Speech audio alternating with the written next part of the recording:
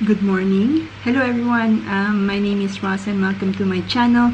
For today's video, I'll be calling this one Series 1 for the tipid tips as I've promised. As you saw from my previous video, yes, I am wearing the same shirt because I am filming it.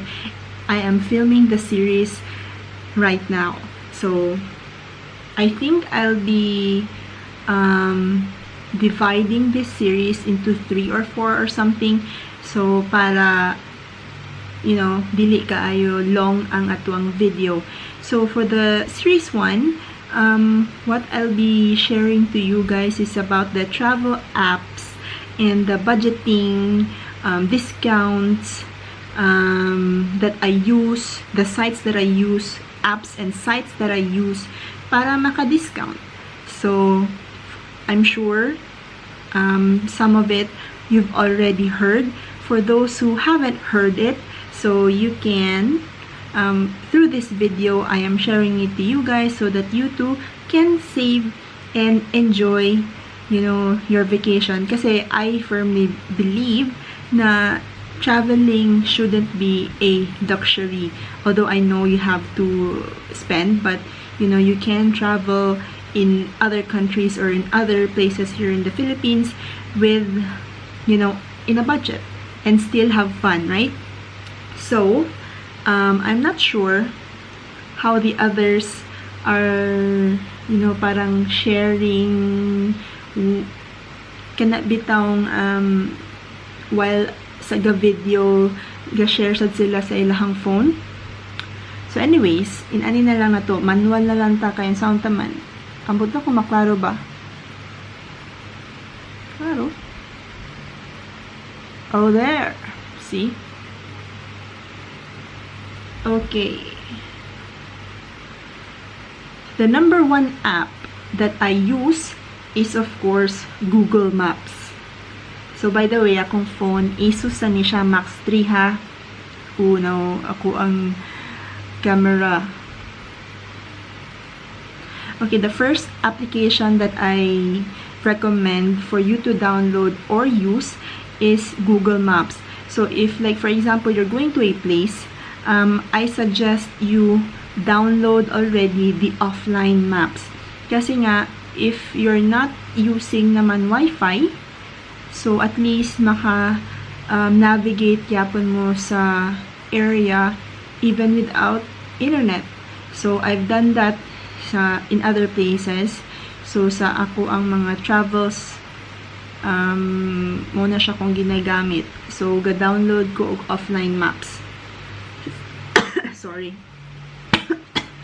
Second is I'm not sure if makita siya, but I am using an app called Shopback. It will give you a cashback on all your online purchases. So ang naka-nice ani is that not only basta everything that you purchase online, for example AIRBNB, Lazada, SNR actually, booking.com, agoda.com, Traveloka, in ana siya. So for example, sorry ha if I'm looking at the phone kay, for example, if you're going to book an accommodation using the Agoda application, by the way, between Booking and agoda.com na accommodation nga application or site, I prefer using Agoda. For me lang naman because I find it easier and mas user-friendly lang siya sa ako But that's my opinion. So for example, if you purchase or you book an accommodation through Agoda sa Shopback na application, you get a 6% cashback kung whatever the amount is. So for example, ang 1,000 ang imuhang gibook dito amount, So nakay 6% ato nga ma-return sa imuha. And I think pag maabot na siya 300 ang imuhang na accumulate na sa shopback, pwede nimo siya ipa-encash through bank. Okay? Medyo hapit na lang ta ang battery niya medyo ning ubos na. So what else? I also have a Traveloka application. So at first I was kind of hesitant, no, because I haven't really tried using Traveloka before. So medyo mapaisip sa if it's legit or not, but I did book Traveloka, and for your first hotel accommodation and flight, you do get they are providing you with like codes, so you can parang discount codes, so avail of that. By the way guys, the applications that I am sharing to you, they are not sponsoring me, okay? So I'm not getting anything from them, so I'm just sharing it to you for those who want to travel on a budget, at the same time save some money. Okay, so this is a continuation about the travel apps that I used to get discounts. So I've already mentioned regarding the Google Maps and Traveloka and Shopback. So another app that I use is called AIRBNB. Of course, I think you are familiar with it. Pero this app I use when ako lang mismo ang gapili o ganing what do you call that one? Accommodation. So 95% to 100% ako lang yun ang gapangita og kaning accommodation namo. So to find mga cheap accommodations na akong ginagamit is ang AIRBNB. So for example, gusto mo ma-add to og let's say Baguio, type na nimo Baguio, and then for example karong December, let's say 1 to 2, and then grabe ka manual, no? I tried downloading a screen recorder, pero siya, gamay na lang ang memory sa kong phone, so di na siya kaya.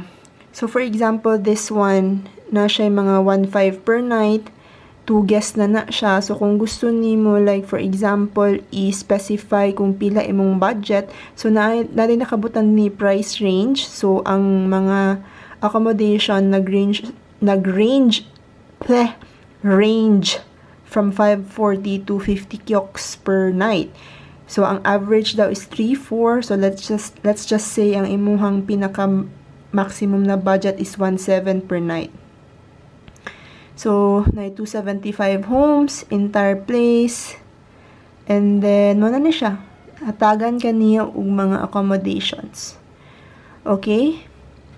And then the next app, wait. Okay, so the next apps nga akong ipakita is ang AirAsia and ang Cebu Pacific. Tora. Okay. Wala lang.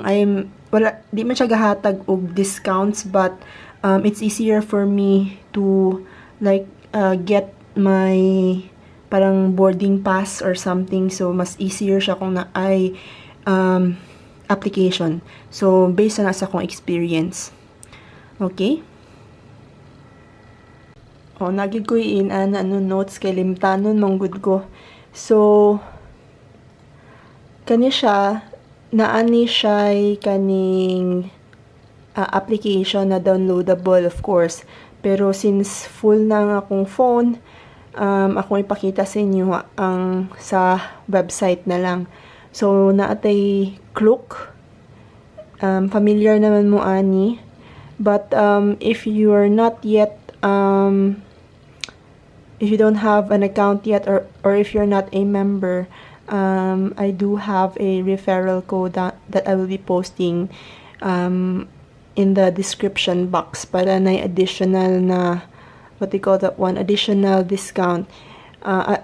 Say tawag ani, if you have seen from my Singapore vlogs, say tawag ani, I was able to use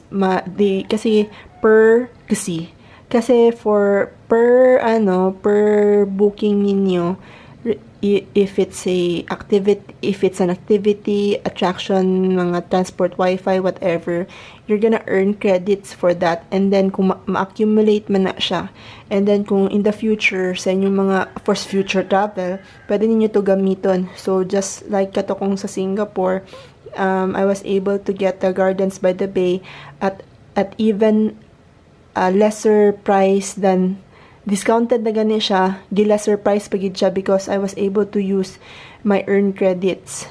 So mo na siya, you can explore say tawag ani KLOOK. And last na ba? Yeah, last na ko nga tip is ang ginatawag na Sky Scanner. So ang Sky Scanner, it's gonna provide you with the cheapest available flight. Okay, so I've been able to use this one katong na ako sa I think I was already in Busan. Yeah, I think I already booked that one. So for example, mas minor siya, like for example kung dili mo gikan sa Philippines, like kung mag cross country mo, kay mas ginahatag niya ang what's it tawag ani lesser price. For example, naabot na mo Hong Kong. So Hong Kong, tapos gapili mo kung asa lugar inyong gusto adtuan next. Kay gusto man mo mag-backpacking. So ito na to May 1, ibutang na to din hindi pa mo maka-decide. So let's just choose kung unsa ang pinaka cheapest gikan sa Hong Kong. So, from Hong Kong to anywhere, na sa May 2019, ang pinakamura is ang paadto og Thailand. 4,264 ang iyang one way. So, paingon na siya Chiang Mai. So, inana ko magpili. So, for example, in ani, Air Asia or sabay pinaka-cheapest ani. Kung Air Asia siya, dito na ko diretso sa Air Asia nga app mag-book. Pero if like kanang mga lahi pagyud siya nga mga airlines, and if I think na I'll be having a difficulty booking, so dili na lang ko ga-book through Sky Scanner. Okay. So that's it guys. Mo to siya ang akong mga travel apps and sites that I use na for me to be able to get some discounts and at least save. So I hope na I'm able to help you also with your future or with your future travels. So by the way guys, na ako'y codes akong ibutang sa description box for AIRBNB, Shopback, and KLOOK. So it's a win-win situation guys. Anyways, see you on my next video, and if you like this type of contents, please do click the like and subscribe button. So until next time, bye bye.